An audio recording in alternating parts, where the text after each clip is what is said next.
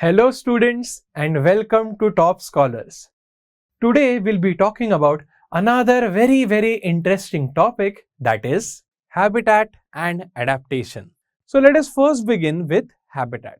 How do you define habitat? To put it simply students, the natural home of an organism and its immediate surroundings where it survives can be called as its habitat.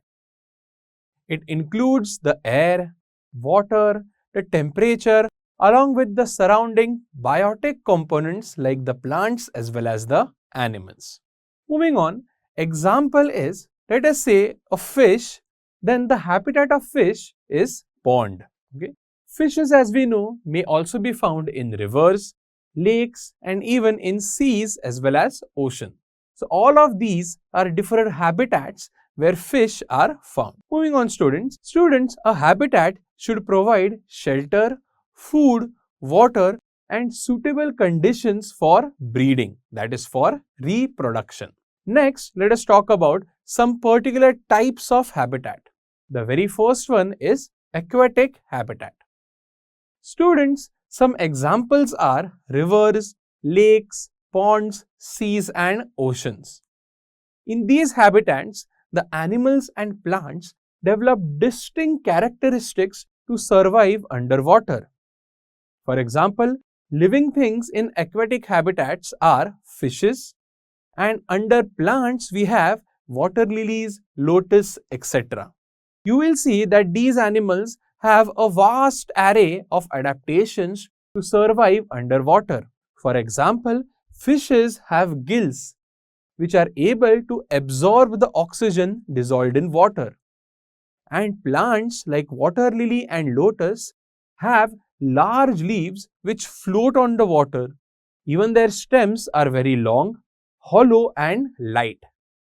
All of these adaptations are made in the organism to make it fit for survival in its particular habitat. Moving on students, now let us talk about terrestrial habitat. Terrestrial habitat includes large varieties of plants and animals which are living on land. For example, deserts, mountains, polar habitats and forests as well as grasslands. Now let us take a look at the very first habitat, that is the desert habitat. Students, these are vast regions of sand with very high temperatures during the day, as high as 50 degrees Celsius, and very low. It can even go as low as 0 degrees Celsius at night. So we see that the conditions in deserts are very extreme. Due to this, very little water is also available in the desert. The rainfall is very less. So students, to survive here, the animals and plants show a variety of adaptations. The examples are cactus, camel, desert fox. All these creatures and all these plants show a vast array of adaptations. For example, the cactus do not have proper leaves. The leaves have been modified into small spines to reduce the rate of transpiration. The stems are very thick and they perform photosynthesis. And if you see, the stems are also very thick and bloated. This is because they also store water. The camel and the desert fox show various types of adaptations to survive in the desert.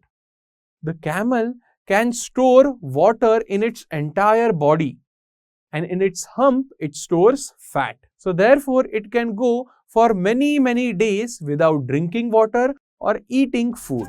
To learn more about this topic, download Toppscholars app.